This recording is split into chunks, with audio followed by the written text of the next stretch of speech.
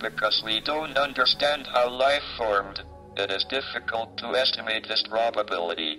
The likelihood of a complex molecule like DNA being created by random collisions of atoms in a primordial ocean is fantastically small. In an infinite universe, it would happen in some places, but they would be very far apart. If we want to find advanced intelligent life, our best bet is to listen for radio signals.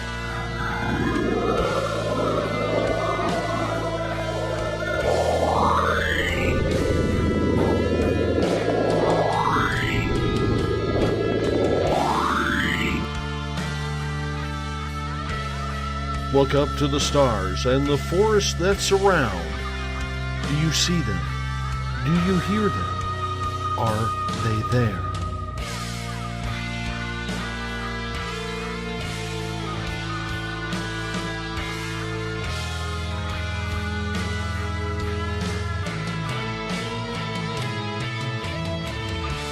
SpacedOutRadio.com presents S4 with Forest Moon Paranormal's Eric Cooper and friends.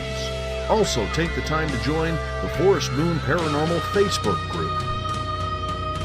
I knew I should have made a left turn in Albuquerque.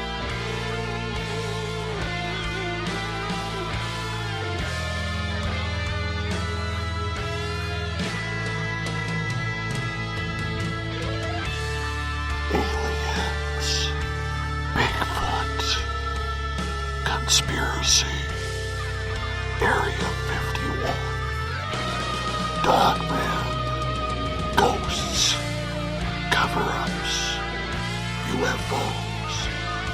The hidden will reveal itself.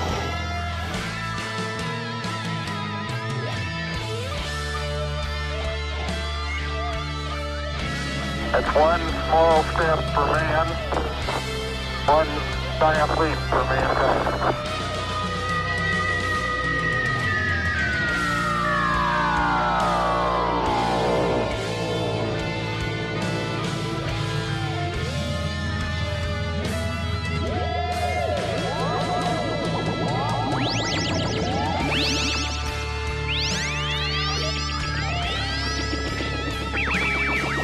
Buckle up, space travelers. It's time to go live on S4 with Eric Cooper.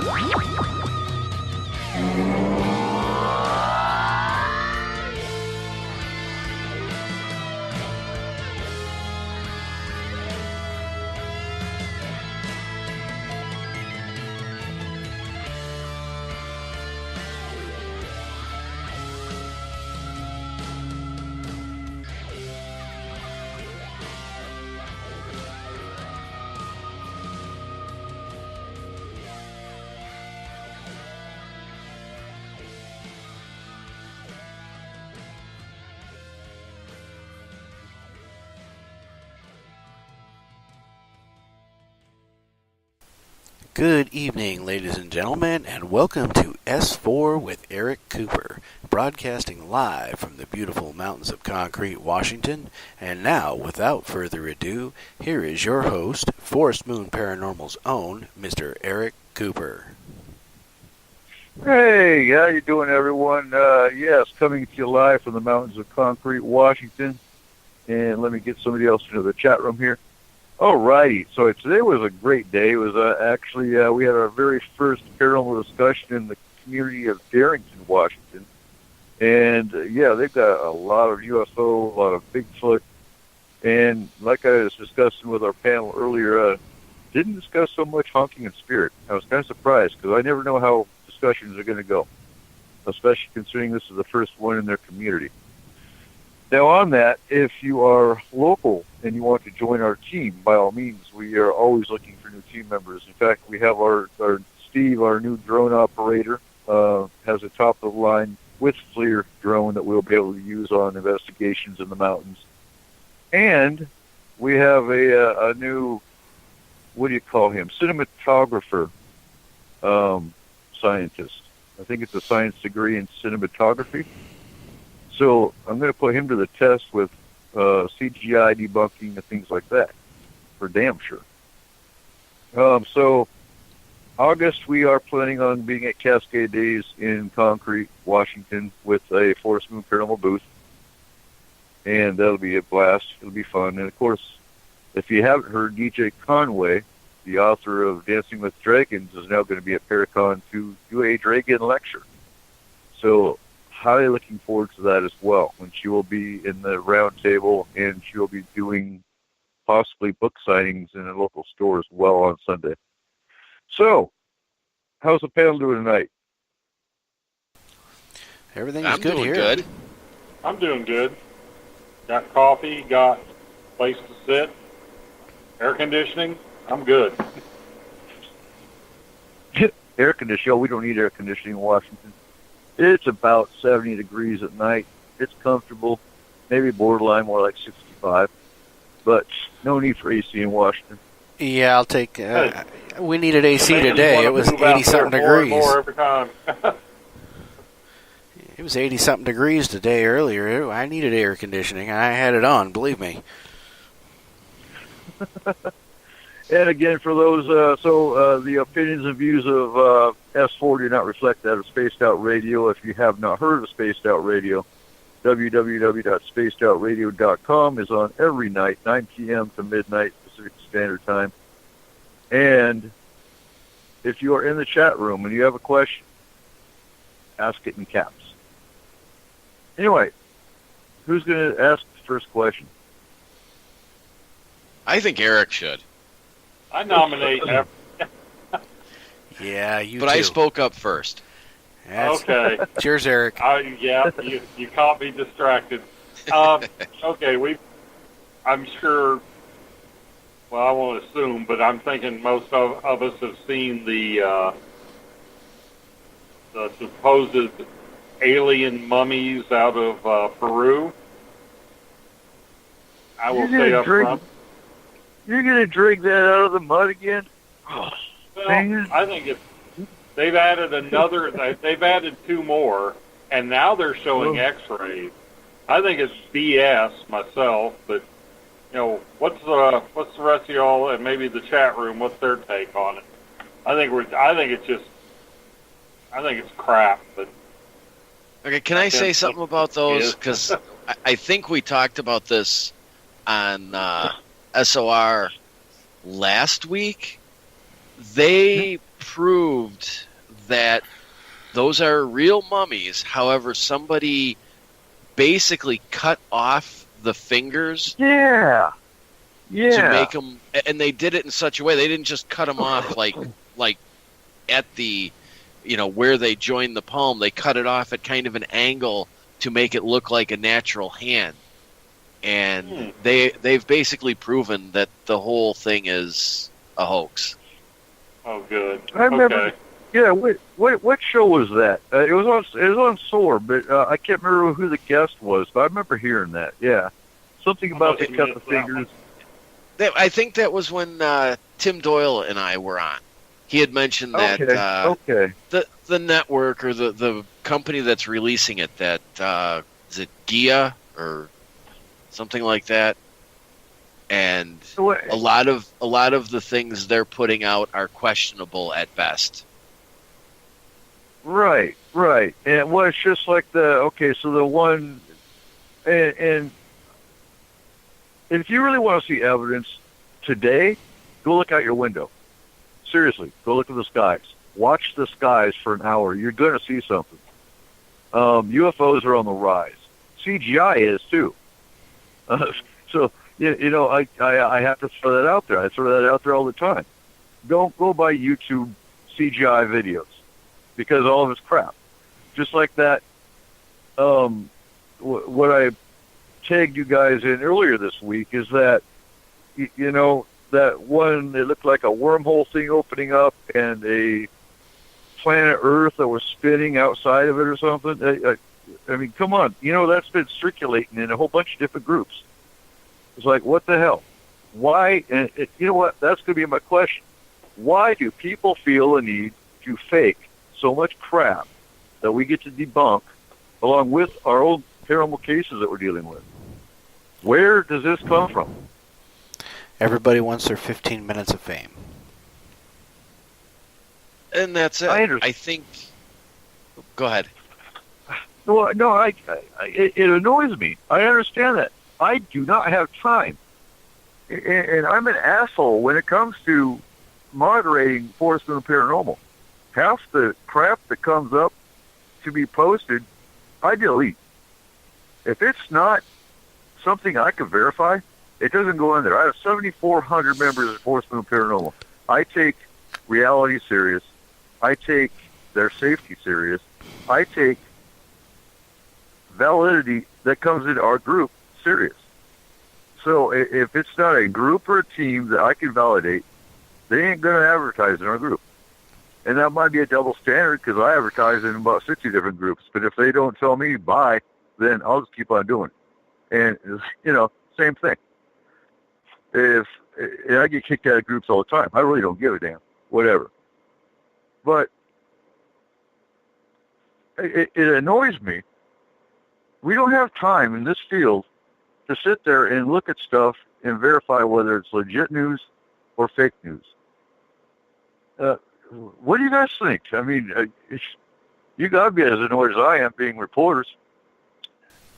I am, because I saw that video about 3 times and had to post in there, not in Forest Moon 3 times, but in various areas after, because originally I had seen it through Ian Holt, and I had Mark D'Antonio take a look at it, and he was basically able to destroy the video in 30 seconds and show image artifacts and image manipulation and prove that it was a fraud right away. But then it kept popping up. Everywhere I would turn, it would be there. And it's irritating, and I think Corey's right about, people are looking for their 15 minutes of fame. But part of it, too, is, these... Back in the day, when graphic programs first started coming out, they were expensive. You had to either be in school or work for a company to really have access to be able to afford them. Now everybody can do this. So it's kind of like a game. Let's see what we can get out there. But then also, as those have become more prolific out there, more and more of these schools are offering digital editing, graphic design programs. And I know of somebody, and I won't mention the name of the video or the school they went to, but they actually came out and shot a short on my property because it was kind of a haunted little thing for a school project. And then after they turned in their school project, that video started floating around as a Ghost in the Woods video for about 3 months. So, they make the video for a legitimate reason, to learn editing skills. And they may not even have an interest in the paranormal. But they do that because, as a student, that might be a fun way to do this. So then they get this completed video, and maybe they get an A or a B on it, and it looks really good. And then they put it out on YouTube or say, hey, this is my work or whatever. Somebody else grabs it. They share it. Then people from there grab it. Pretty soon the original source is lost, and now you have this weird video floating out there. So I think it's both. There are some people who want 15 minutes of fame, but then there are those videos that are getting out there that aren't supposed to be necessarily a paranormal event. Well, and every time it comes up, it reminds me of that damn news story, quote unquote news story that came out about the soldiers in Afghanistan that were supposedly fighting time travel equipment, and I debunked that in several groups. And it still circulates from time to time. But before it's news, one site that we know throws viruses and fake news all the time. Why can't we shut them down? Freedom of the press. The Constitution protects their right to be able to do that, whether we like it or not. If you read their terms of service, They protect themselves in there. They don't claim to be a news agency, so to speak. They are a forum for anybody to post articles that, anything they've basically created, they can post.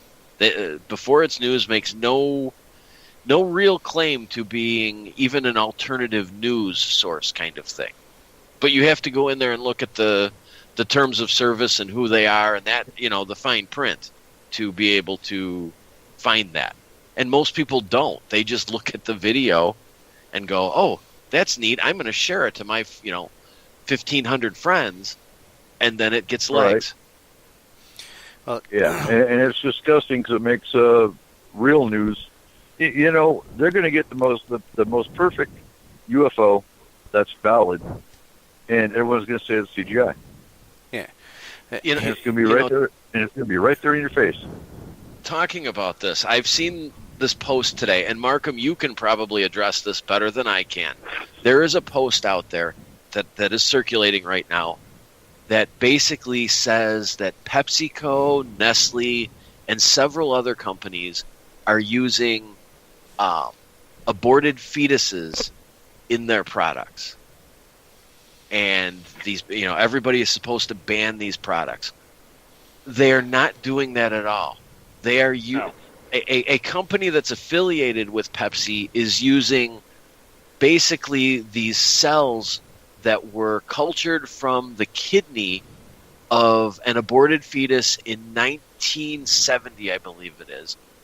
They've cultured these cells and they use them to test basically like flavors. They can tell by the electrical impulses from these cells how a particular product is going to taste. So these cells are not in the products at all. But there is a post right now going around saying ban all of these things because they use aborted fetuses in their products. And I saw that after about the third time I saw that today, I started to wonder why people just don't do a little research and believe everything they see. When I saw that, my first thought was that somebody had heard of the cell line that's kept alive since the 40s, I think, of Henrietta Lacks, and got it confused with, embryonic stem cells. That's they actually made a movie about Henrietta Lacks. She had a what was it? She had some form of cancer, and anyway, her cancer cells are still kept alive and are being used for research since way back. And I just wondered when I saw this, was this immortal, did somebody read about that immortal cell line and then, in their head, or maybe, I don't even think it's so much an innocent thing. I think people take crap like that, run with it, just see how far that. I've been tempted to be honest with you. I'm tempted to let y'all know what I'm planning so we can all debunk it together. But I'm thinking of seeing how far out, just using my scientific background, how far out I can make something crazy sounding and see how far it will go, knowing that it's false from the moment I get it out there. If you do that and I have to deal with the backlash, I am driving to North Carolina and smacking you. No, he'll be in concrete. He'll be in concrete by then, and I'll smack him for you. So I'd like to think there's really.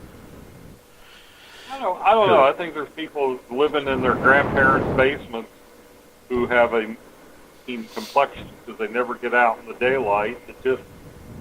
They come up with this kind of crap. Right.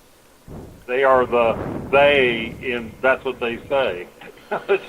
But it gets annoying when we're the ones that get to deal with it. Yeah. And that'll go into my next question when we go around to number 2. Well, I'd like to weigh in here on this a little bit. Here's my thoughts on it. One, like I said before, there's people out there who want their 15 minutes of fame, and they really don't give a crap how they get it. You want to talk about a moral compass on some things. There's a lot of moral compass that has swung the wrong direction anymore. This didn't. Even if this technology and stuff, I think would have been around, some 30, 40 years ago, I don't think you would see some of the type of stuff that's going on now back then. The other thing is that, as Everett said, a lot of this equipment, not even equipment, you can get an app on your phone. You can go right now into the App Store and get an app on your phone that does all the editing that you would need to make up some of these videos you see in a half heartbeat. It doesn't take much, and still would be fairly hard to notice unless you know what you're looking for. The type of equipment that it used to take to do that, when I was back in the 90s when I was in high school, and I'm dating myself and probably making myself younger than some and older than others. There was a thing called a video toaster, and that thing was thousands of dollars to be able to do what you can do on an app on your cell phone now. So that has become so easy to do. Now the other half of this is all of those people out there that we talk about that don't do any research or just go blindly on with it, they're lazy. We have become, as a species, very, very lazy. Want everything to happen right now and lazy about it. We don't want to bother to go and research something. We expect it to be right there, and that's the truth, and not have to worry about it. And that's part of the problem. So much a large part of the populace is that way anymore, where nobody actually goes and says, that sounds a little fishy. I should look into it. Nobody wants to do that anymore. Nobody does it anymore. A very select few do. And those are the only people who are able to debunk it. And now, because of social media, somebody who wants their 15 minutes of fame and has access to an app can put this thing together, and this thing can circulate for years. Just about the time you think it's gone away after a year and a half, boom, it shows up again and starts circulating again. I've seen it several times. And that's part of the problem. People are lazy, don't want to look it up. And the people who want their 15 minutes of fame have everything accessible to them to make it happen, and social media to spread it. There's the problem. Mm-hmm. With social media, how much of an effect do you think it has that people don't want to offend their Facebook friends? Everything is about numbers on Facebook. You want more likes, you want more friends. So you see something on there from one of your quote-unquote friends, and you like it or you share it because you haven't liked or shared any of their stuff in a while, and you don't want them to think you're not paying attention to them. So the stuff just kind of goes around because there are so few people afraid to point out the facts to the people who don't know the facts. Mm-hmm. And just like we've talked before, Facebook Live, YouTube Live, and you still see all these people going live at this haunted place that has been proven haunted, 1,000 times before? Waverly Hills. I'm tired of Waverly Hills. Yeah. Look, social media is a huge influence. I'm sorry. We talked about hotspots today. I mean, and in my presentation for the discussion, I had 2 pictures of Northern State, and I explained Northern State is a hotspot. We only use that for training. It's not an investigation, because why investigate somewhere that we know is haunted? What we use it for, however, is testing equipment to see how valid it is, and to test for protection to see if we've brought an attachment home. That's what a hotspot should be used for. Why are you going to investigate somewhere that, 11 billion different groups have already investigated and have their own pictures and EVPs? Yeah, wow, you're proving a lot, aren't you? So, yeah. Who's got another question? What you just mentioned kind of leads into my second question. And I say second question because I asked Corey a question, so that counts as the first one. That's pretty cool. Yeah, it is. Cheating. And Markham, I'm sure you'll have a lot to say about this. Do you guys, what do you think about the scientific method? And do you think that in terms of paranormal research, it's kind of flawed? Because, we know the conditions that are necessary for lightning. And we can go to a spot anywhere at the edge of a thunderstorm or under a thunderstorm and stick a pole in the ground and wait for lightning. But it may not show up there. It may not strike that pole. But we don't go then and say, well, lightning doesn't exist because we tried to recreate it and test for it and it didn't happen. But that's kind of what happens in every paranormal research investigation. People, the conditions may be right, but if it doesn't happen, people right away say, well, see, it's not reproducible. But do you see the comparison I'm kind of making with something along the lines of lightning to the paranormal and how it fits the scientific method? You have to go back to all these groups that don't even know what scientific method is. To them, science is running around with an EMF meter, and science is getting a picture, and science is getting an EVP. That's not science. Well, I think with this question, I'm not talking about. I don't think I'm really trying to focus on the paranormal groups. I'm trying to focus on the scientists who repeatedly say, and granted, for the most part, I think we all agree with them, that paranormal research is not science. But I guess what I'm trying to get out there is, in a way, it just seems like it's not fair that the scientific method isn't completely applied evenly. Right. Well, this shows you how poor sense of humor we scientists have. There's a thing called the Harvard Law that states, under controlled conditions of light, temperature, humidity, and nutrition, an organism will do as it damn well pleases. So that's one of the things that people forget about science, is that even under the best conditions, it doesn't always work. Nothing is perfectly 100% of the time reproducible. There's variables that happen. And yes, I agree that they take that, it didn't work, and going against their own central tenet, how many times didn't it work? Okay? I think you have a situation where the scientists don't want to accept this paradigm or these facts, so they're being hypocrites in saying that, okay, it didn't happen, therefore it doesn't exist, when even in a regular controlled. Let me add. I'm kind of losing how I want to articulate this, but even in my own profession, I have to run controls, because even though we have a predictable way that we know the reagents react to the substance we're testing, there's still random error. So we don't just blindly trust this machine, because sometimes it gets it wrong. And you get the same with any scientific method.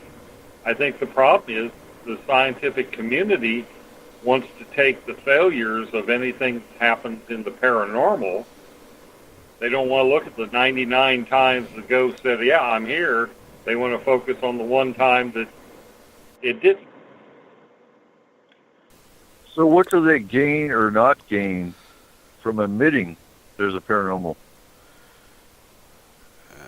I want to weigh in on this here a little bit too. I'm not sure, because maybe it's just because the standard model and the way they're trained, it's not part of the paradigm. Or for me, it, I fully accept it because I've had those experiences. I would have to say that it's. I would have to say that it's probably because it's not in the best interest of any one scientist to say anything. I think for the science community to really come out and address or recognize it, you almost need a significant portion of the community to say something at once, because one scientist is just going to look like the lunatic that really shouldn't have been a scientist to begin with. One or two, it's going to be kind of like that, and they're just going to be shunned from the community. And I imagine that if once you get a reputation in the science community, it affects your job possibilities and your grant possibilities, and that's really what fuels the science field. So I don't think one person or two people or even three people coming out and saying anything is good for them. You almost have to convince a big portion of the community to come out and say something at once. So I want to weigh in this here a little bit here. The scientific method itself is good. There's nothing really wrong with it. I mean, it's a solid method, and when used as it should be, it works. The problem is that humans have polluted it. We've polluted it with our needs, our wants, our greed, and we have destroyed that method as to how well it works. And I can give a good example of this. Okay? Here in our state, there is a group that has been suing the state over hatcheries, saying that their science is great and that everything that the hatcheries have been doing is wrong.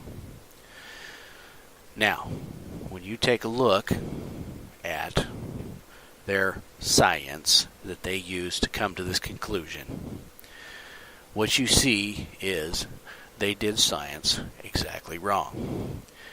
They had an idea in their head the way it was already, and they tried to use the scientific method to prove it, which is wrong. When you use science, you start with a question of why, and then you use the method to find out. You don't start with an already idea and try to prove it, because you can do that. You can bend that stuff to prove anything you want. Pure science starts with a question of why. Always starts with a question of why, and then you use the method to prove why it is. That's the problem we have.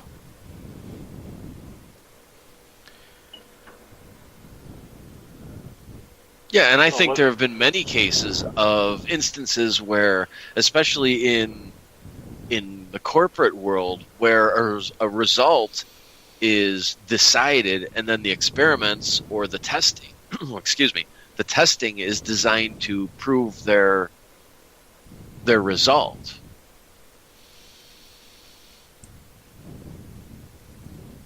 Well, let's not forget, in recent history, a lot of people might remember this, Barry Marshall and Robin Warren were basically pilloried and run out of the scientific community for suggesting that peptic ulcers, stomach ulcers, were caused by bacteria,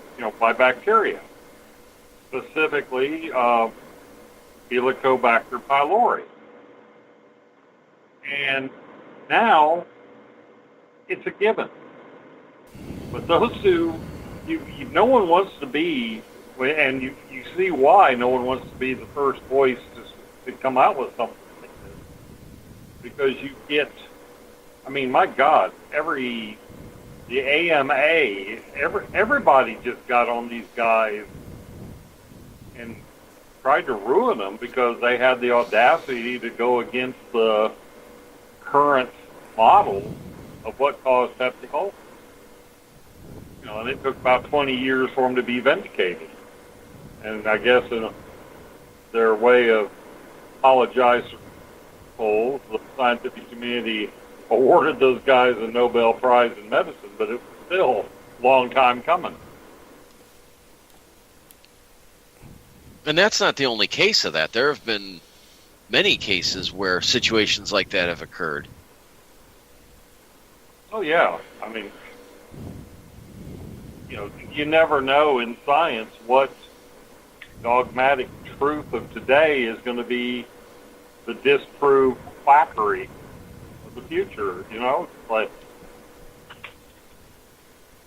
just look what has been in the last 50, 60 years. Things that were held as, carved in stone, voice of God type stuff have been proven false. Science is not an end in itself. All science is the tool for trying to discover truth. The scientific method is just a sequential way of applying logic to a problem or to a question, and try and get a legitimate answer that you're not making up. It's a valid answer. Too many people think of science as an end in its own right. Well, I wasn't trying to imply that the scientific method is a bad thing or is flawed. I guess my thinking was, is it being applied fairly across the board to both what we would consider science and the people claiming to do science in the paranormal? I don't think it is being. I don't think it is being evenly weighted.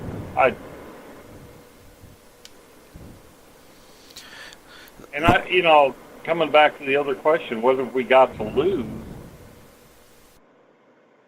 I almost wonder if, okay, we proved this paranormal stuff exists scientifically, beyond its shadow of a doubt. Yes, there's this afterlife.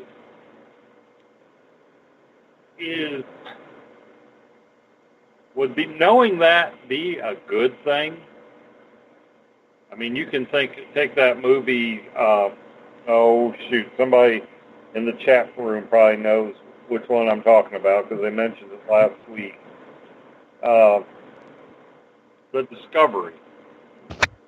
Well, maybe if the scientific community puts all their effort into proving that the paranormal, the afterlife exists, you get a breakdown in societal norms because, it's like resetting a video. People might start resetting it like it was a video game. Oh, this life sucks. Right.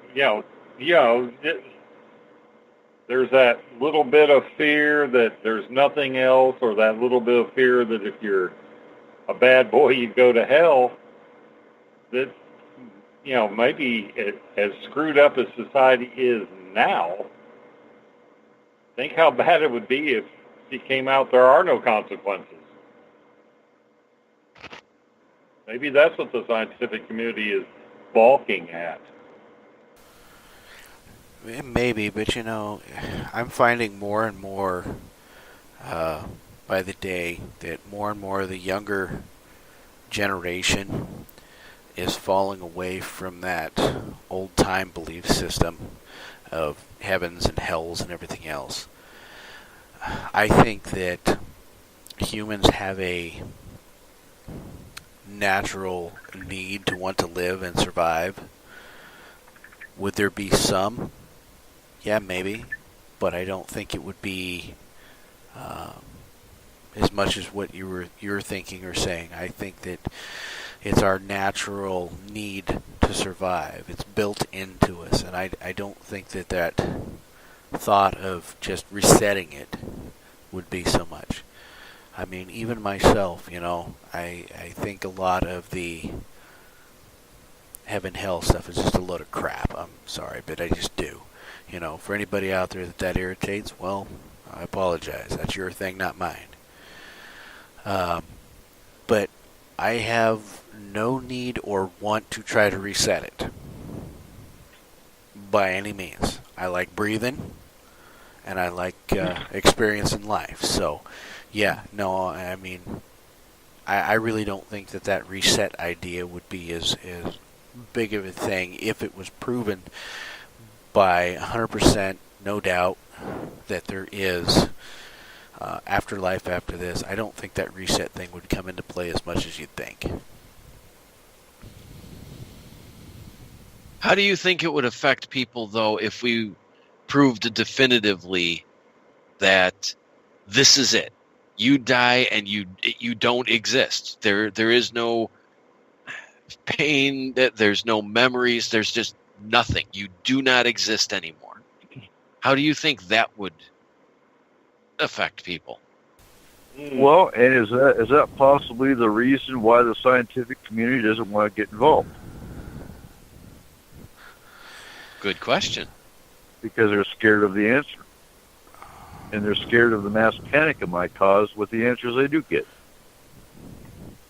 Well, the problem is there's a lot of scientific community that kind of already thinks that anyways. So I don't know that would necessarily be a reason anyways. To be honest, I think if somebody proved beyond a shadow of a doubt that there was nothing after this, the only thing that would really happen there is that it'd make a lot of the people depressed. And Trippin brings up the good point. Asians have the longest history in paranormal research. Well, as for on record, that is. And you know, you're right. Every other country besides the United States is more into the paranormal, whether it be UFO, alien, whether it be ghosts or spirits. It seems like the United States, by all appearances, is the only one that's behind. And whether that's because they are behind or they just don't come out and talk about it. I think it has to do more with the Puritan roots of the founding European immigrants. I mean, that was a dour bunch. The Puritans were. Mm-hmm. If you think of the most strict, joyless religious sect you can imagine, and make it worse, that was Puritan. That they were. I don't even know why they wanted to bother living. It was such a joyless mess. But you can't be. We start. That's where we started. And then you had the witch trials, and then you had, there was a religious tract that used to be, before there were television programs, it was basically a sermon or something would strike the imagination, would go out in broadly. There was this probably one of the original Hellfire and Brimstone messages called Sinners in the Hands of an Angry God by Jonathan Evans. And, he had his whole congregation just living in fear of this angry God. And that tract, his writing, spread throughout the colonies at the time. It was it would have been a New York Times bestseller in today's vernacular. And I don't think you can have that much of a paradigm and have it disappear in just a couple hundred years. Because that was 1740, 1741, but that tract came out. And I think the mindset with a lot of people is still in that mode. It still goes on today. Look at the 700 Club. Look at the Christian Broadcast Network. Look at Charisma Magazine. Look at Focus on the Family. They are nothing but hate and fear-mongering.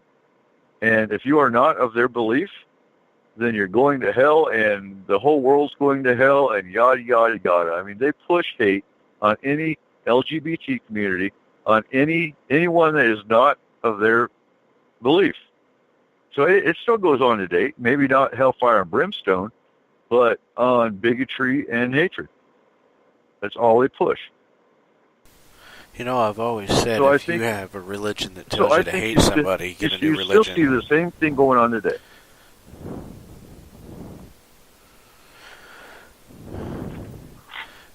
Like I say, I've always said if you got a religion that tells you to hate somebody, it's time for a new religion. But they don't see it that way. No. They're sheep. Yeah. Listen to the man behind the pulpit. That's what they do. Or today, listen to the man behind the Facebook. Listen to the man behind the TV. And, I mean, you see it all the time. I think it's all the thousands of years that we have deferred to leaders. I think that's the problem. Everybody, it's easier to advocate the responsibility for your soul to some religious leader. Maybe it's some little voice in your head says, well, I'm not going to hell because, preacher so-and-so said this is the way it is, and how would I know any better? Yeah, I think it's being used as an excuse. Just, I don't think people take responsibility for anything anymore. Culture, the culture is generated to the point where nothing's my fault, nothing's my responsibility, including the disposition of my eternal soul. Toss that over to the guy in the white collar once a week, and we're good. But you don't think that's changing, though? Because it seems like organized religion, especially the mega churches, the big money, where the money comes in, it seems like people are beginning to turn away from many facets of organized religion and sort of look into themselves for their connection to God, as opposed to having somebody stand in front of them and tell them what they're supposed to think or believe or feel. It's supposedly the trend is going away from traditional Christian values or, Christian theology. Yeah, unfortunately, not fast enough. I think we're at the early stages, because there still are mega churches. There still are billionaire, preachers. So there's still quite a few people drinking the Kool-Aid. But I think there's a undercurrent.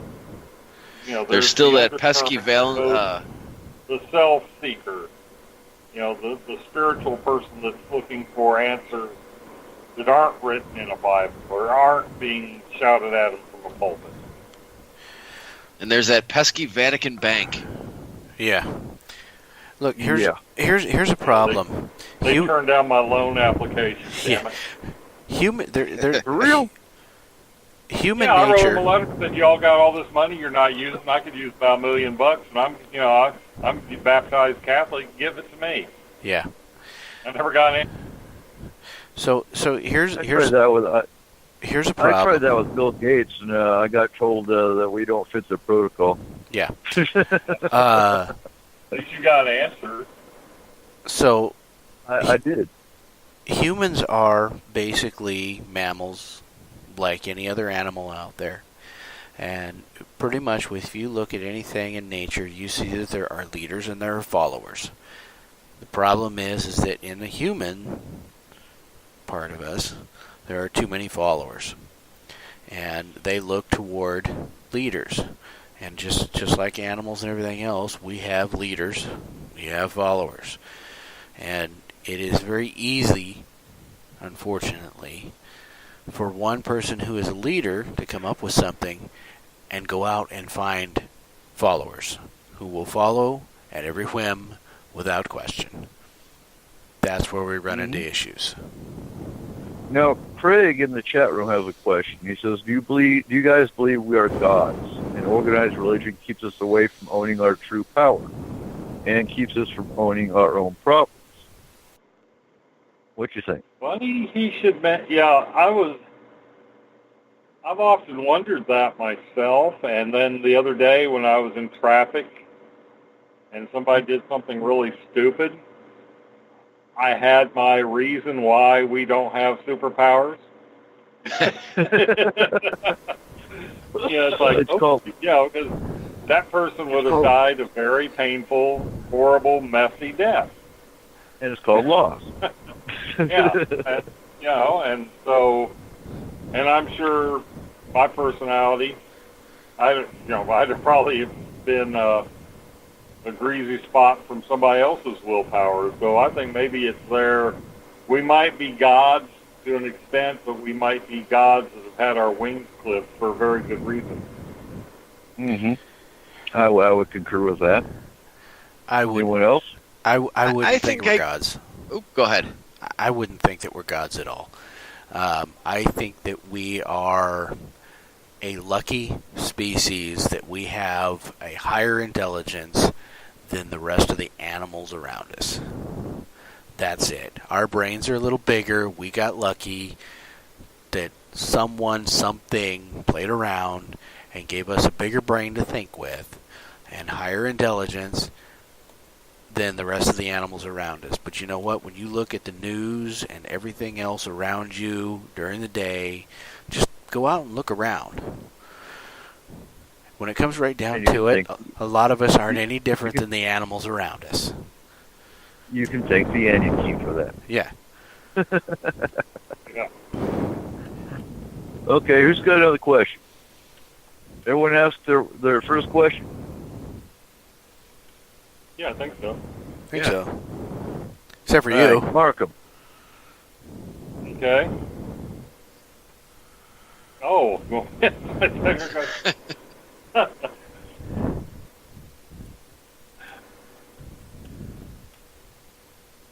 give me a minute to articulate that. Ask Everett. Oh no, my question was the last question. Go ahead, Corey. You got one. Yeah, let Corey. I've got one. I just don't know. We got into a topic that kind of skirted mine, and now I'm not sure. I want to articulate it differently. All right, what you got, Corey? Oh, you would land on me. Oh, jeez. Talk about the guy who's ready. I'll take this one. And that's the thing, is I've been so busy lately that trying to get everything else done and try to fix the studio today and everything else, I didn't have time to really come up with any questions. I'm running kind of on the fly. So, go ahead, Everett. I'll come up with something.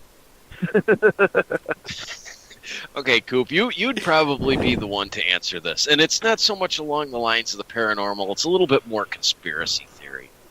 But I've been catching in the news lately, there are a lot of different national health services and, departments of governments that are sort of limiting, banning, restricting the use of homeopathic treatments. Mm-hmm. And I'm just kind of wondering, because I don't think a lot of people realize how much different plants and herbs start to formulate the different drugs that are eventually synthesized and created. I'm wondering, how much do you think that this is something of big pharma, that they don't want people, especially, there are so many preppers out there now who know or are familiar with different plants and ideas and things you can do. How much of this is to suppress that? Most of it. That's a very good question. There is a plant or an herb everywhere on this planet that will cure everything that ails people. But there's no money to be made. Actually, there is. If they would legalize it and tax it like they do everything else, there's money to be made. But because Big Pharma makes billions every year. I mean, hell, I don't remember the exact number, but I know there's one miracle drug that was like $700 a pill. Yeah, I mean, really? You can go out and let's talk about epinephrine for a second. One epinephrine shot, which is what you get in your bee sting kit, it's like $200. But you could take the same the vial of epinephrine for like $5 and just draw it in the needles, which a lot of emergency rooms do today. Because why are they going to spend $200 to $300 on a damn epinephrine injector when they can get about 10 or 20 epinephrine injectors for $5? Try more like $600. You know, it even affects hospitals. So when you're talking big pharma, yeah, we've got an herb cabinet in our house. My mate has been studying herbs for a long time. So we have, you know, formularies for migraines, for nausea, you name it. And we use herbs more than we use stuff bought over the counter. So is Big Pharma making billions? Yes, they are. And that's why you can go to any health food store, you can go to any super supplement, things like that, to get your herbs. But it's very limited. And you just now you'll start finding homeopathic doctors and whatnot, because they're just now starting to legalize. I guess legalize is the word, but you know, you can find herbal degrees and whatnot. And if you know what you're looking for, you know what you're looking at. We used to teach. We used to have a walkabout that we used to. We had plant experts that would come up and we walk in the mountains and they'd point out, this is edible, this is medicinal, this is for this. Bleeding heart, for example, a plant found in the woods. You chew the root, it calms you down. It's good for anxiety. It's good for stopping bleeding. You know, we could go on. So is it because Big Pharma's making billions? I would say so, yeah. Look, you look at anything in medicine nowadays that is good for a person, good for a human being, that is being suppressed, you can trace it right back to Big Pharma putting money in to stop it, because they can't make any money off of it. That is the bottom line. That's how much that Big Pharma and the insurance companies control our health care. I mean, look at the plan that is being put forth in the government for health care. The only thing you see there is Big Pharma and the insurance companies getting breaks and everybody else getting screwed. It's all about the money. And it's all about those guys making as much money as they can in any way they can, and they don't give a crap whether we live or die, as long as they can make a buck. Well, you know, that brings up, and I don't want to take this down a sick and disgusting road or an uncomfortable road, but okay, let's go there. Look at herpes. Herpes is a disease that if you have, you will do anything to not have an outbreak. So is it, and yet we claim that there's no cure, nobody can find a cure. I'm not even sure how much research is even being done on it anymore. But to me, that seems like the perfect example of a disease that for Big Pharma is better to not cure and simply treat, because you know that anybody who has it from, you know, their teenage years till they're well into their 60s or 70s, they're going to buy whatever pill, whatever prescription, whatever medication they can to control it, because it would be, or it is, sort of stigmatized as an embarrassing disease. So it doesn't seem like it makes financial sense for a pharmaceutical company or any medical company to cure it when it would be one of the most profitable diseases to quote unquote treat and keep as an incurable disease. Mm-hmm. Look at cancer. Well, that goes to the old saying that there's an old saying called why sell an ounce of cure when you can sell a pound of palliative? I mean, as long as you can treat. Years ago, I think it was, God, it had to be over 20 years ago. I was still in college, and I was listening to this researcher talk about how they were going to start approaching cancer as a chronic illness. Because, one, if you cure it, you're done, that patient, you're done. But if you treated it as a long-term illness, a chronic illness, you had somebody for the rest of their life buying your drug. And that's a lot of the way the new cancer treatments, that's how they are. They're already shifting into that. Look, if they brought out a cure for something,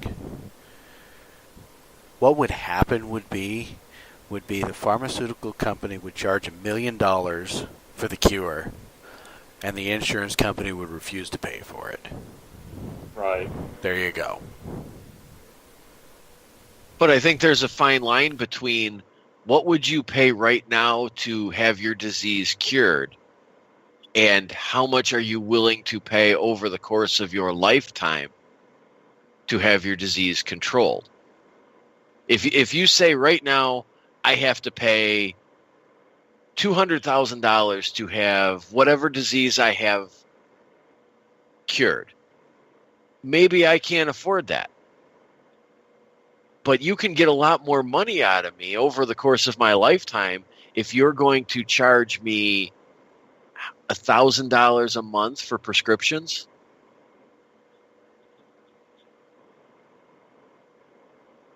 That's pretty much how my diabetes, my high blood pressure run. About $60 a month for as long as, until the cumulative effect of both disorders finally does me in. Whereas for $20,000, they could do a procedure called Roux-en-Y, which would bypass a part of my small intestine that absorbs sugar, and chances are the diabetes would disappear overnight. But can't get that done.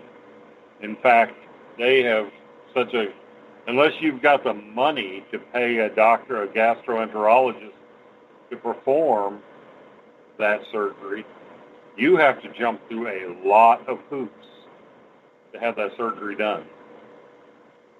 I mean, it's not just I'm overweight, let's do this. It's writing letters to other people who have done it, writing a more or less an essay on why you want this surgery. I mean, it's ridiculous what that gastric bypass surgery, what the regulations and the way they are tightened up on that.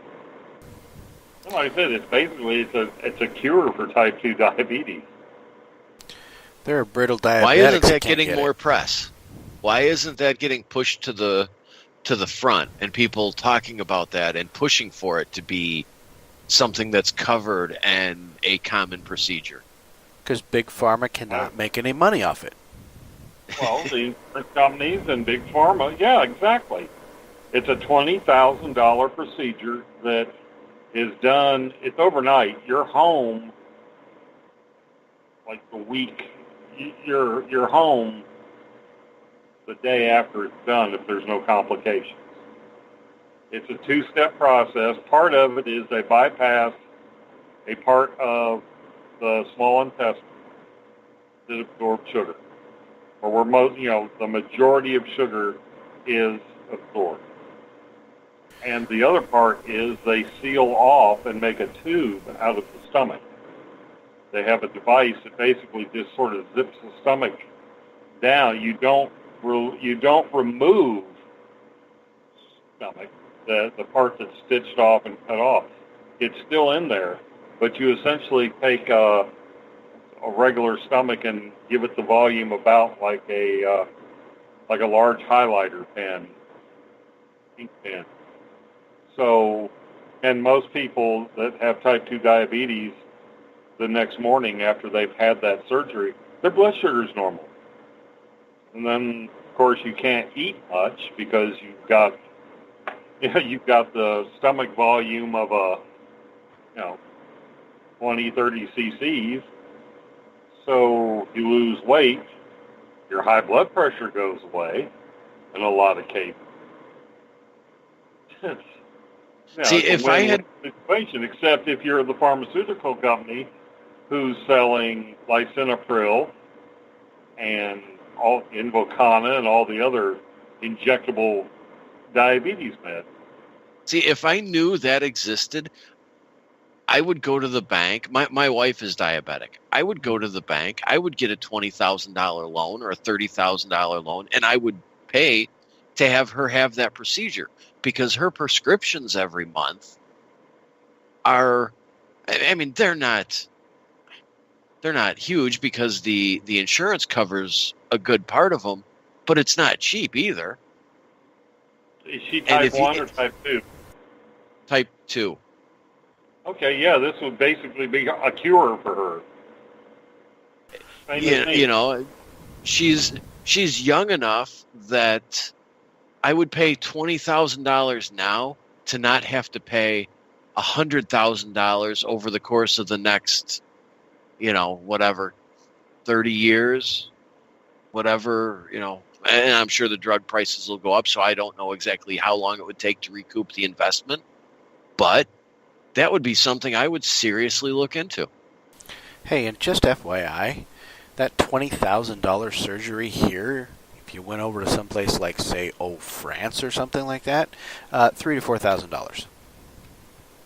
Just so. Sure, and yet this isn't all over the news. No. How much do you think that's controlled by Big Pharma? Completely. It always. Well, even the doctors themselves are. That's one of the things when I was looking into having that surgery. Hell, you've seen me. I'm a little heavy, but I'm not obese, really super obese. But, I was told, well, you're not quite big enough. Don't lose any weight. And in order to, go, here we again jump through all these hoops, in order to get the surgery, you're going to have to have sleep apnea and high blood pressure. There's like this trifecta of things you have to have in order to have insurance pay. You would think the insurance companies would be behind this 100% because they pay one time up front, and then that you're okay after that for the most part. And I don't know why they don't. Because the insurance company get kickbacks. There's a weird triangle that goes on there with the medical community, the drug companies, and the insurance companies. Because I'll be honest with you, I have a big issue with doctors getting spiffs and kickbacks for prescribing medications. Yeah. And I don't see what the purpose of it is. I think it's dangerous to patients in a way. I mean, not overtly dangerous, but it opens the door when a doctor is being paid to give you a specific prescription. It opens the door to problems. There's definitely a problem here in that. It's an incestuous relationship, to say the least. They are so worried about, this is how they do lip service to that whole problem you're talking about. Used to be the pharmaceutical reps would come through, like at the cancer center I work for. You'd have lunch, you listen to a spiel, they'd hand out pens and, notepads and all this crap. Well, toys. Yeah, tchotchkes, mouse, whatever, in order to give the appearance of, and there wasn't a doctor one who give a crap about that kind of stuff. They usually saved it in a drawer and passed it off to the pathologist to give away to all of us on lab week. But anyway, in order to make it appear that the FDA and the government was stepping it down, cracking down on this whole, we're, giving you gifts to prescribe, instead of really going after the big money in that situation, they are, the pharmaceutical reps are not allowed to give out pens and, notepads and, little stuff like that. Like that was really the heart of the corruption, was a pen that got handed out or a pen holder or something. Well, it's just so patently absurd. Wasn't Vicodin one of the, I might be wrong, or this might be sort of a behind the scenes kind of thing, but wasn't Vicodin one of the major drugs that sort of there was a spiff program or a enhancement program, so to speak, and look at what happened. It became the most prescribed drug and one of the most problematic drugs in the country. Oh, before that it was Valium. Well, and in the Army it was Percocet, and it still is. Percocet was the drug of choice. Yeah, and all that is Tylenol with a little bit of opiate. Oh, I blew my knee. I got a whole bottle of like 100 Percocets. Here you go. Really? Yeah. So, and it makes you wonder if the military, if some of the Army hospitals were paid off by some of the drug companies. God, they used to give us, you go to the dispensary in the Navy and you'd get, here's 10,000 tetracyclines. Or, that of course I'm exaggerating, but I mean, these were like dispense packs. Civilian pharmacy, the bottle they were handing out to us in the Navy would have been the bottle that the pharmacist counted pills out of to give you. Well, I think even, the old Z-Packs, I think even Z-Pack is like $500 just for one Z-Pack. Oh, I can't remember. Zizamax? Zizamax. The Z-Pack, that used to be the, give them a Z-Pack and send them home. But, yep, this for bronchitis. I was the medic in charge of ambulances on the seaport of Mogadishu, but our pharmacy tech left. He gave me a crash course on medications. I became the pharmacy tech as well. So I studied pharmacy for a minute, and then it was kind of weird. But all of a sudden, the commander, the captain of the clinic, was going. When the medics came to ask him about what to give out, he says, "Go talk to Specialist Cooper. He's in the tent. They don't wake me up again. You wake up Coop before you wake me up." And they come get me. Okay, what you got? And I give out pills. So, but part of the reason they used to be part of the whole multi-drug resistant organism thing is when I was a kid, if you had a really bad cold, you got a shot of penicillin. Yep. Well, penicillin doesn't do anything against rhinovirus. I guess the thinking was it keeps while your immune system's down because it's fighting the viral load. It was, I guess, supposed to keep some other opportunistic pathogen from creating a bacterial problem. But still, what happened is you've got drug resistant common organisms now that used to be harsh language just about do them in, that there's nothing out there to stop them because that they've evolved resistance to just about everything. But that's a new opportunity for the drug companies to make a new drug and charge you more for it. Well, problem is they can't come up with anything. Right. You can kill any bacteria or pretty much any pathogen with bleach. Unfortunately, that would kill the person you were injecting it into as well. Trying to find different ways of blocking basically what we go after in a lot of the, like chloramphenicol and some of the other antibiotics, is you try to block either bacterial DNA transcription or translation. You're trying to keep it from being able to reproduce at the genetic, at the DNA level. And you got to get it inside the organism to do that. Well, and it's funny. I can go to the vet clinic and get a bottle of penicillin for $5. Mm-hmm. Yep. Because we kept that on hand for our goats when we had goats. Well, that's an old trick I learned from a friend of mine who was married to an Asian woman.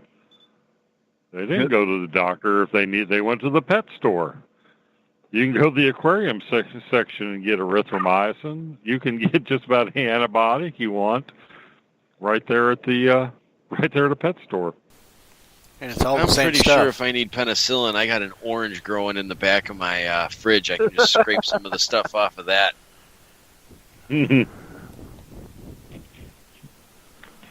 Problem is, a lot of the organisms now are beta-lactamate. Well, the beta-lactam it's a molecular structure of the penicillin is what makes it gives it an antibiotic quality.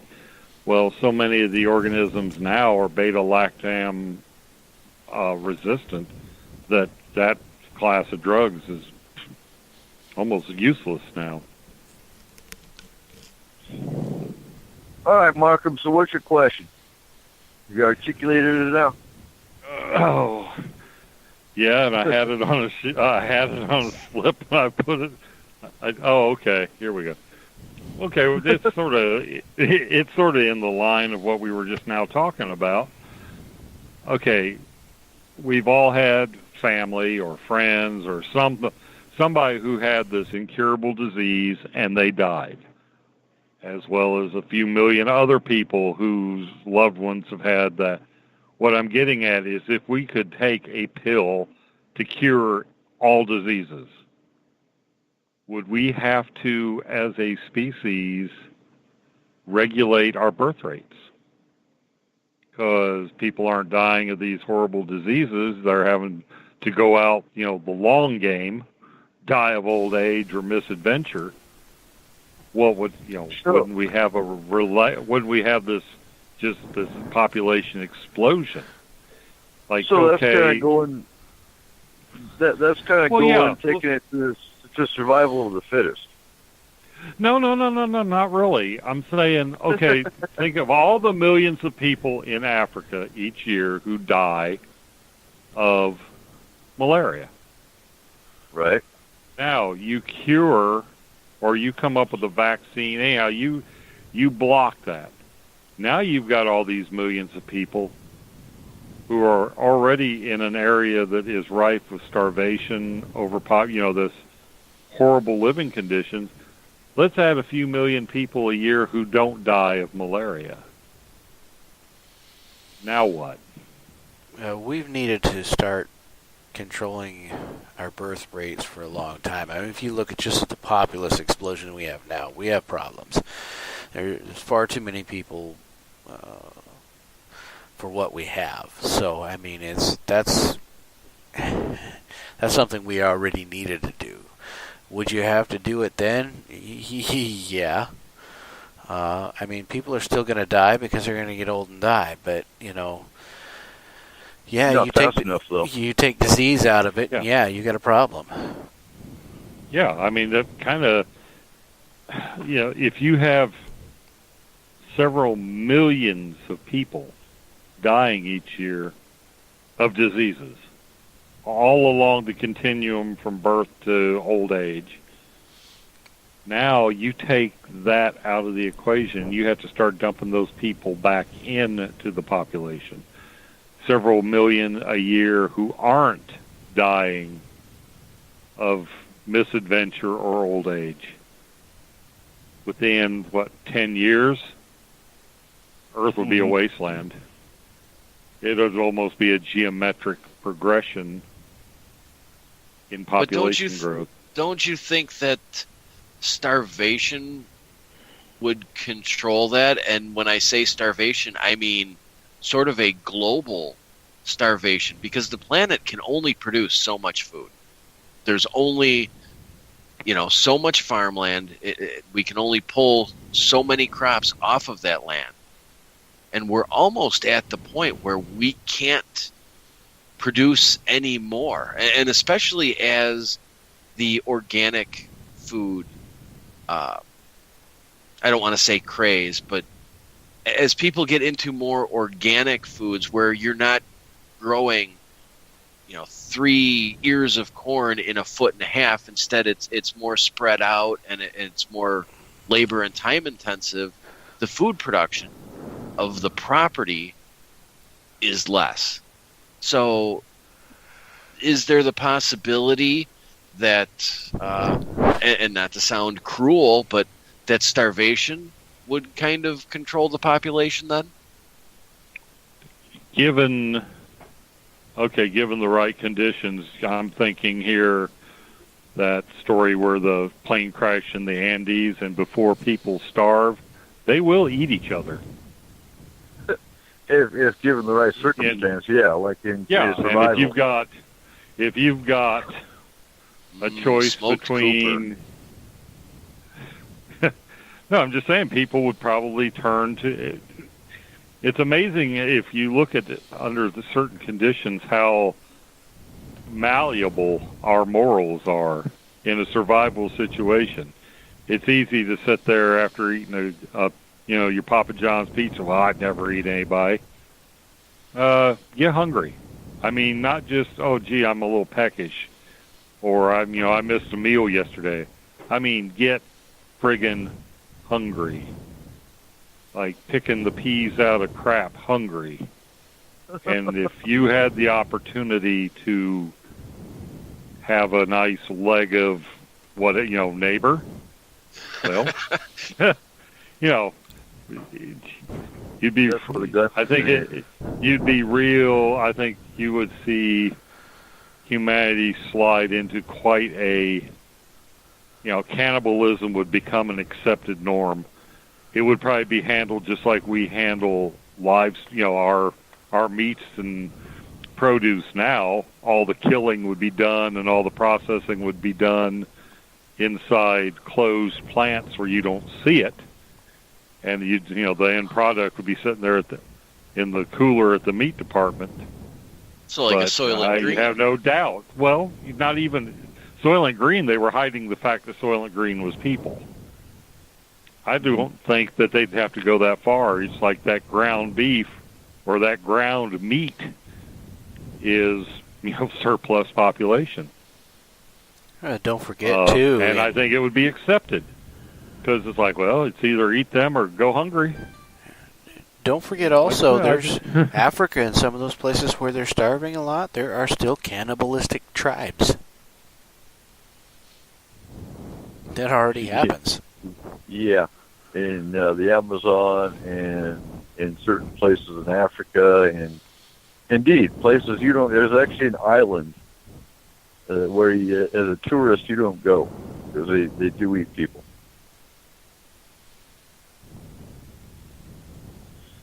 So I'm going to ask my second question, and it has to do with Nibiru, and y'all know why. So there's several groups here on Facebook that are fear-mongering. And if you haven't heard of Nibiru, it's supposed to be a planet, quote-unquote, that comes around every 2,600 years. And it's been overdue for a while because, it's slowed down. Planets don't slow down. But,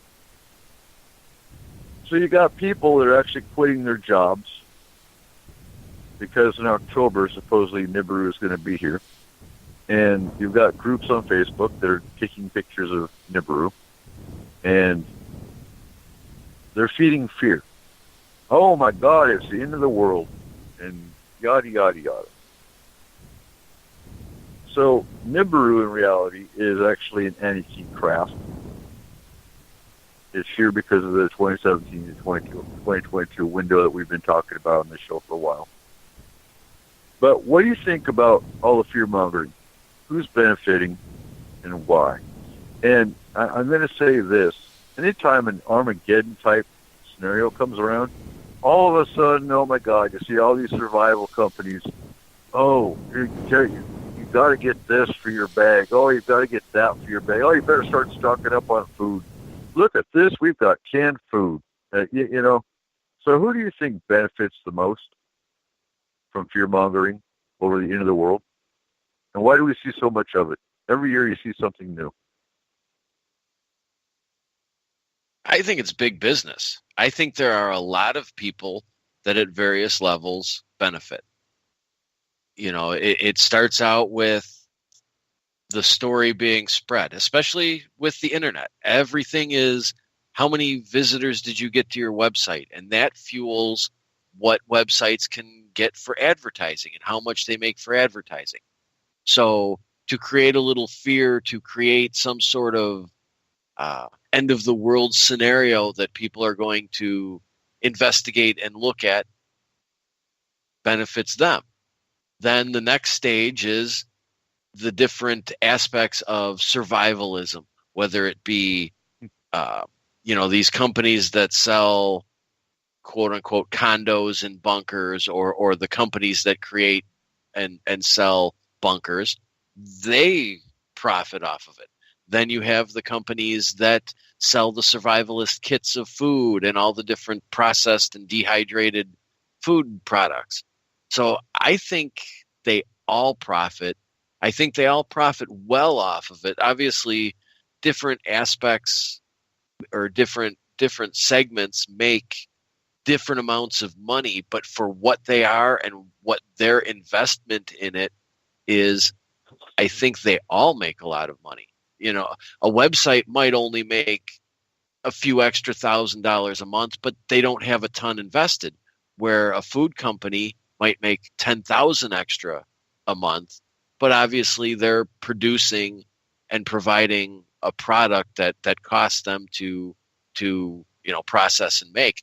So I think they all make out pretty good on the whole Armageddon scenario. And the thing is, when I was a kid, and I don't want to date myself like Corey did, but I will. When I was a kid in the early 80s, 1999, the whole thing, that's when I first started first started hearing about it. And I remember it. And I can even remember as a kid thinking, well, I'll be 27.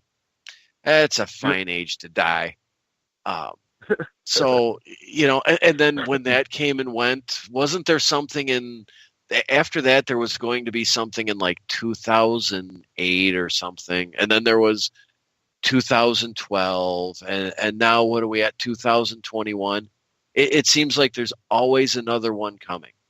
So I think it's a good profit generator. And I think you're right. And I think that, there are different segments of different industries that all make out pretty good on the idea of the fear mongering. And I think it's in their interest to do it. But when do we hold them accountable? And can we hold them accountable? I don't think because nobody's holding your feet to the fire to go out and buy this or. Okay, but I'm referring to the people. I mean, I understand people are stupid. They are. Am I going to quit my job because, oh my God, there's a planet that's going to crash into the Earth in October, and I don't want to be working anymore? And now October is going to come and go, and nothing happened? Like all the people that ran their credit card bills up because the world was going to come to an end in 2012. Yeah. There were a surprisingly large number of people that did that. Yeah. And even the Y2K bug. Y2K. These people, the Y2K people, and did I do anything? Hell no. I was driving, Y2K, I was driving my 1988 Cougar across the country to get back to Fort McPherson, Atlanta, Georgia. I pulled into a truck stop just before midnight, just in case there might be a chip in the engine of this Cougar that might shut off. So I was sitting in a truck stop just in case the car shut off. Nothing happened. 2012. I was working in a hospital up in the mountains, and our administrator, our manager, everybody was there, waiting for the crash that never happened. The light that you flicker. Yeah, and 2012 didn't do anything significant. We started teaching people survival skills. That was it. We started the survival group. That was it. We didn't go stocking a whole lot of money into, investments. Nothing survival oriented. Just got people prepared just in case. But, yeah, and like Trip just said, the sky's falling. The sky's falling. Really? No, it's not. Planets don't slow down. I always wonder, though, these people that want to survive, how long are you going to have to stay in that bunker, or how long is it going to be worth surviving? I mean, what movie was that? I think it's like The Road. It was so bleak that the people that did survive, it was like, good God,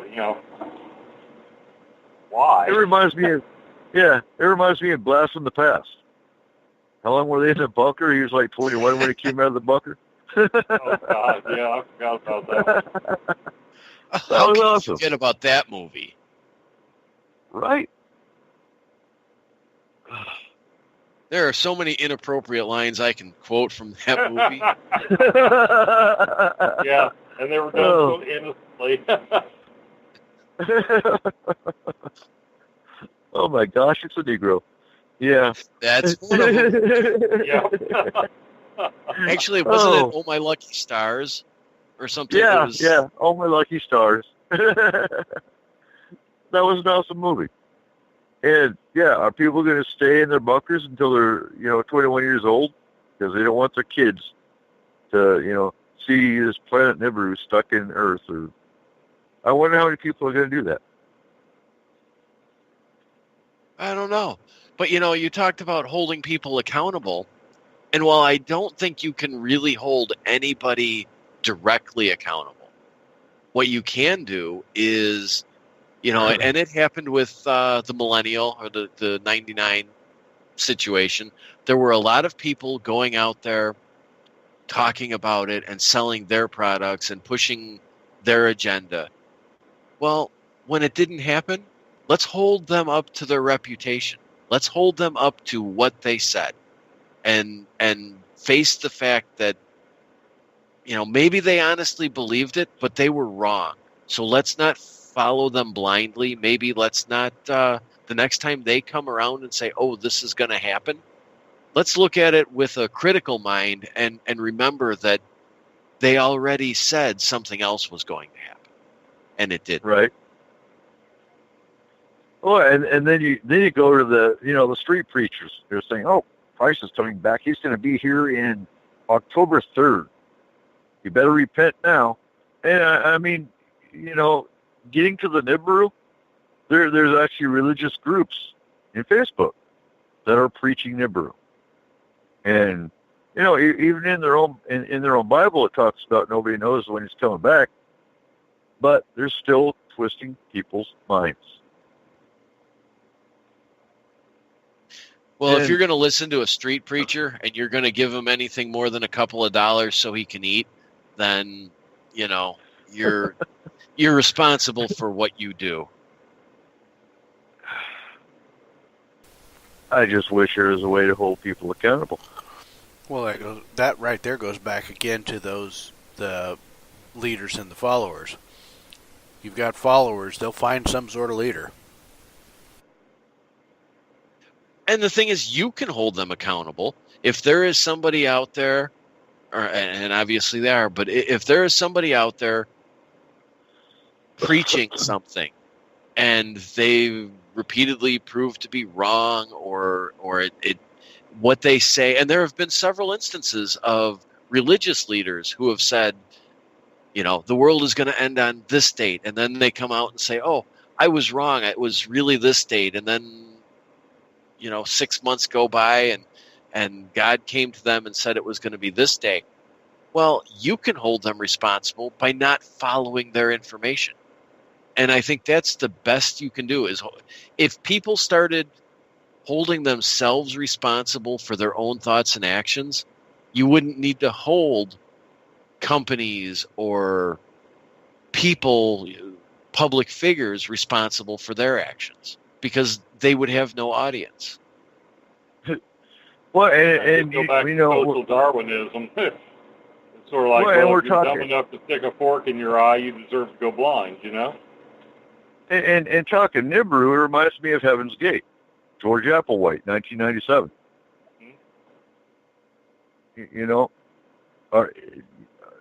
How many cults are going to form over Nibiru?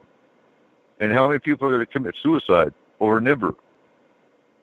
Things to make you, make you think. But the people that are going to join those cults, if it's not that cult, it's probably going to be another cult, because those people are the ones that are out there looking for acceptance. It's an issue beyond the end of the world or beyond any Armageddon or great tragedy. It's an issue with they're already looking for some form of acceptance. So they will follow whoever shows them what they're looking for. Agreed. When you start talking people that are taking advantage of situations to make $1 million off the vulnerable, it tends to aggravate me. Just like the paranormal groups that are taking advantage of clients that we get sent, because, wow, look, I got a cool picture in an EVP, but I didn't fix the problem.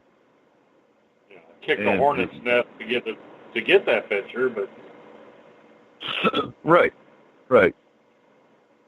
And and again, we handle most cases a day, because about 80% of the clients that we get had some crackpot team that watched TV, got the idea off Ghost Hunters or whoever, and voila, we're going to go in and, oh, there's something real out there, oh my God, and they run out after they've stirred the hornet's nest. Well, don't hate me for this, but I turned on the TV today, and of course you did. Ghost Adventures was on. This was this evening. I walked into the house and I turned on Ghost Adventures, and I turned it on right at the point where one of them was yelling in the middle of this room, and they were screaming at this ghost. And it was the first time. I mean, I've been against provoking for a long time. But it was the first time that listening to it kind of offended me. Like, what the heck are you doing? And why? They're making ratings. Well, yeah. But, and the more people I talk to, the more people are getting disgusted by it. So, where are they going to turn next? You see all these shows that are actually starting to go by the wayside. What's their next? What's your opinion? What do you think their next rating is going to be? Well, let's see. We're in demons. We're in demons right now. They're kind of fading out. So what is? Yeah, it's a good question. What's going to be the next hot topic? Well, they've already tried interdimensional, non-human, amoral beasties. Sounds like a fancy way of saying demon. Yeah. Well, it's going to be it's always the same thing. We just add a different name to it.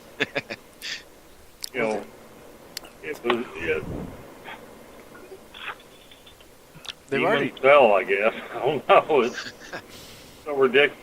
Honest to God, I think if you were, as a paranormal investigator, were to encounter something as old and powerful and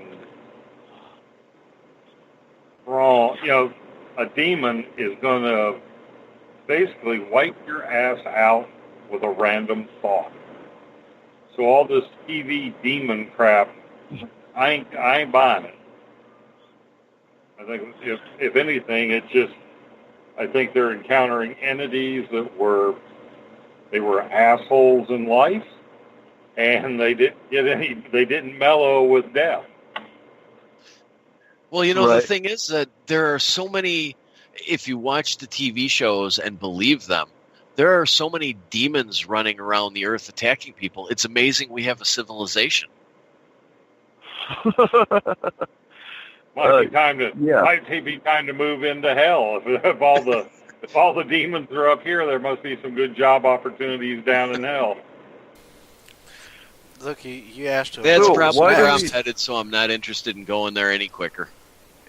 So, what's your opinion on why is the paranormal on the rise? Why are UFOs on? Well, we kind of know the answer that we talk about all the time, but so we got asked a question earlier in the show from Heather.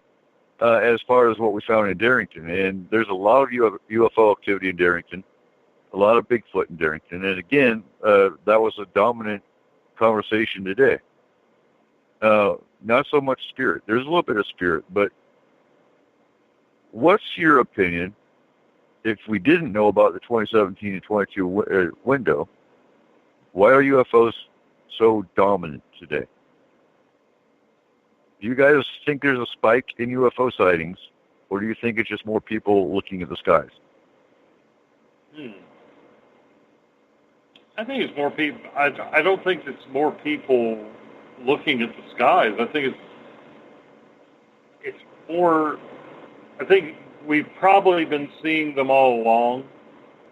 It's not quite as crazy to come out and say it now. I think the sightings are probably about the same. It's just, what I'm saying is people are more willing to come forward. And here again, is that 15 minutes of fame that we're looking for? I disagree with that, because, I mean, even in the same community of Darrington, I was attacked as being the UFO nut, or the paranormal nut.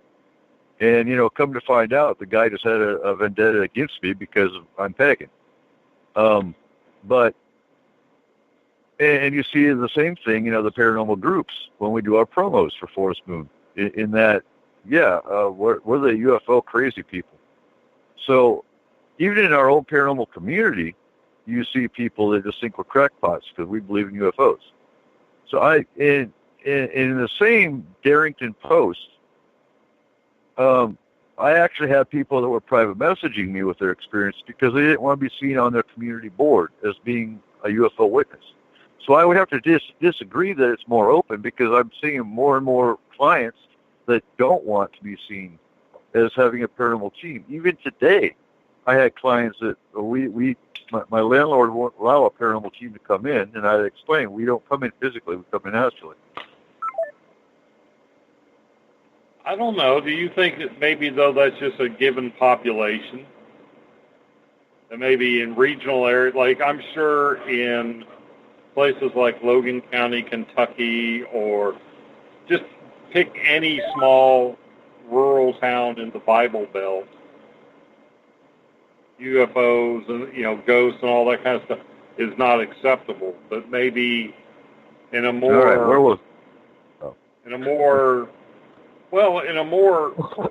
broad sense,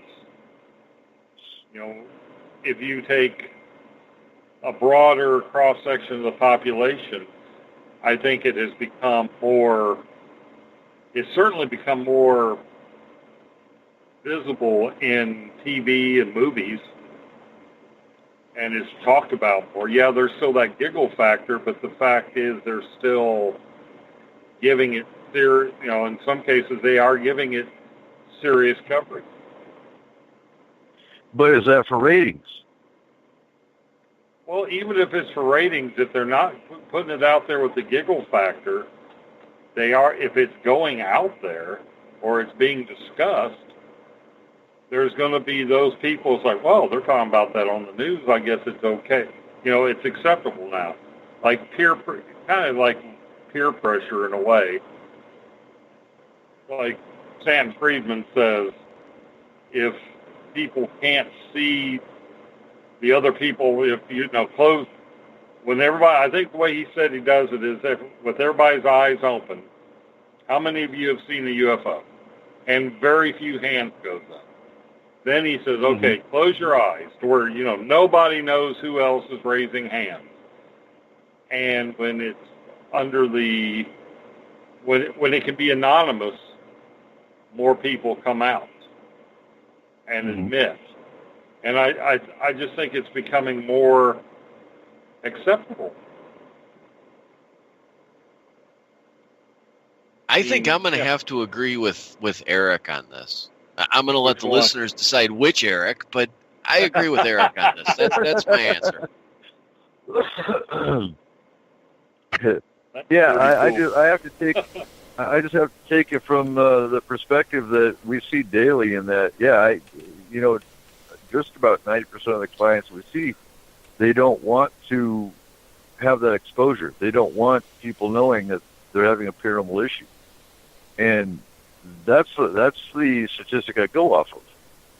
And coming from the movie perspective, ratings aside, I think people just see it as entertainment. They don't see it as there really are UFOs.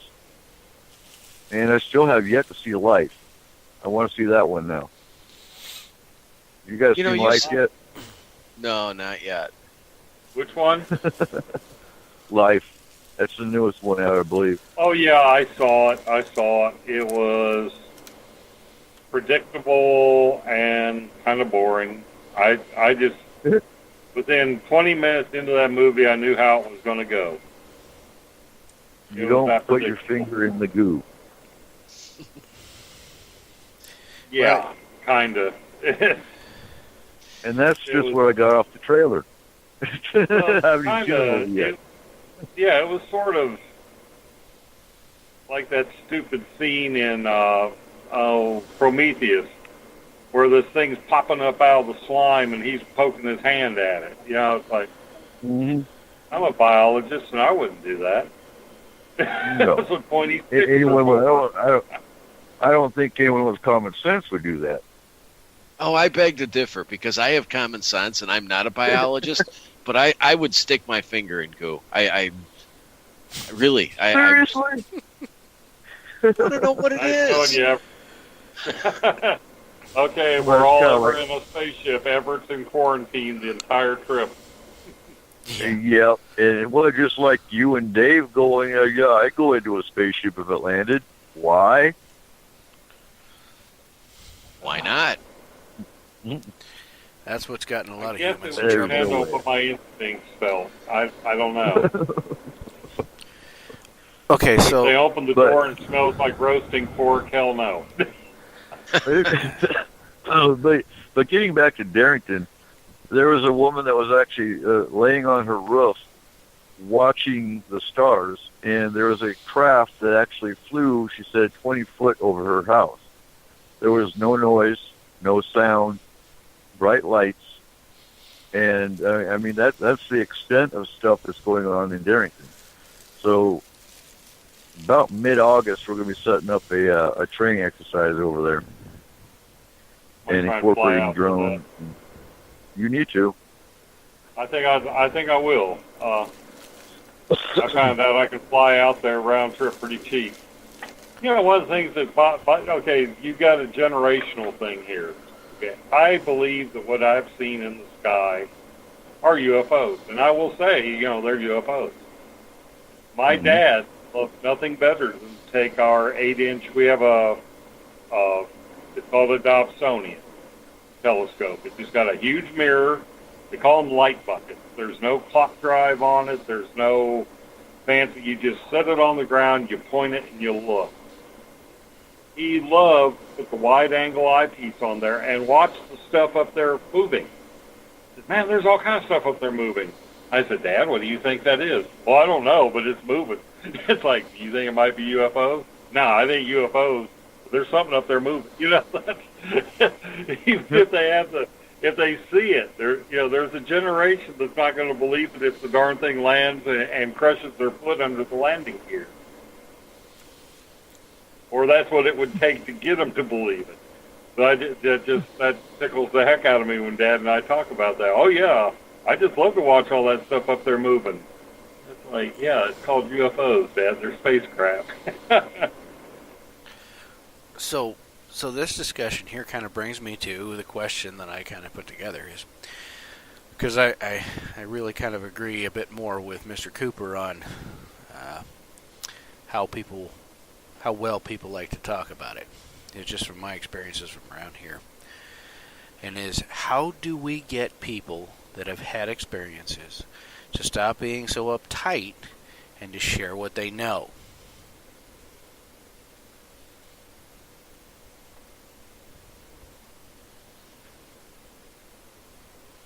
Anybody? Okay, I'll answer this. I think the best way is to just continue to talk about the subject. And, we have different reporting centers now where reports can be made. And granted, they're not perfect, but there is a slow change. And kind of like Eric or Markham there had said, it's kind of a generational thing. And I think that it is slowly shifting. But I also think that, like he said, unless one lands in somebody's yard, there are some people who that's what it's going to take to believe it. But, we've sort of transitioned from 10 years ago, these reports were still getting a very big laugh on the news. I remember when the O'Hare Airport incident happened, and it was looked upon as kind of these people didn't understand what this cloud was, and let's kind of laugh at them. And it was treated sort of as a joke, but that's slowly changing, and I think that that's the best we can expect, is for it to slowly change. And to do that, I think we just need to keep the discussion going. The more we talk about it, the more ideas will change and views will change. And I will be the first to tell you that I've had some issues or ideas that I just didn't buy into.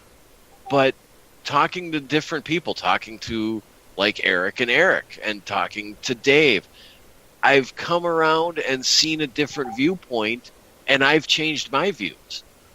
So I think that's probably the best way to do it, is just keep the discussion going and not expect it to happen overnight, but expect it to happen slowly. I think shows like this, groups like the chat room, is an excellent place for this kind of thought to evolve, because we've got, just like you were saying, okay, I have to agree with Everett here, because I had a certain mindset when it came to paranormal investigation a year ago. Now, between talking to Cooper and my experiences with his astral team, describing my house to me when I know damn well none of them have ever been here, and just some of the other things that have happened, my idea and what I thought was the way it had to be done has changed. Just within talking to people like Eric Cooper and his team, some of the guests we've had, some of the people I met at Paracon, I realized that my total science approach to paranormal investigation was never going to work. It couldn't work. I think I agree. The free flow of ideas that we get with these kind of chat rooms, these kind of programs, is where it's going to be the grassroots, and it's going to grow from here. And not to turn it into a love fest, but Eric, well, both of you guys, some of the discussions that we've had off the air or behind the scenes, all of us come from different points of view. We don't all agree on all of the same things, but we can all sit down and discuss them and have a rational, reasonable exchange of ideas. And that's kind of rare. I mean, we can do it without fighting and have a group discussion, whether it be with all of us or with Dave from Spaced Out Radio. I mean, it's kind of a unique situation where we can sit down and change each other's point of view a little bit. Mm-hmm. Well, and we've had this discussion too before. That's the difference between a skeptic and a debunker. Is one's got the open mind enough that they can change her. I've had my point of view changed on demons, for example, on the Illuminati and their origins. I mean, even just doing this show and the research we've done on various topics we've done, I've had my perspectives changed. So, and that's where it's at. Now, the one that can't change their point of view, that's the one that's going to say everything is CGI. And whether there's a little green man, walking in their yard or whatnot, oh, it must be a demon. They're not going to change the perspective. And I agree with you guys to some extent, and I love our chat room and everyone that we have in there. And the big thing about that, though, is that all the people that are in there, for the most part, are all pretty like-minded. They've all got their minds open to paranormal and conspiracy to a certain extent. So, changing their minds on this particular part or that particular part may not take that much. But it is my opinion that at least until with continued discussion, and Everett and Mr. Mark, and we're both correct on that part, is the continued discussion to get things going. But with that continued discussion is we need to make sure that we have anonymity available.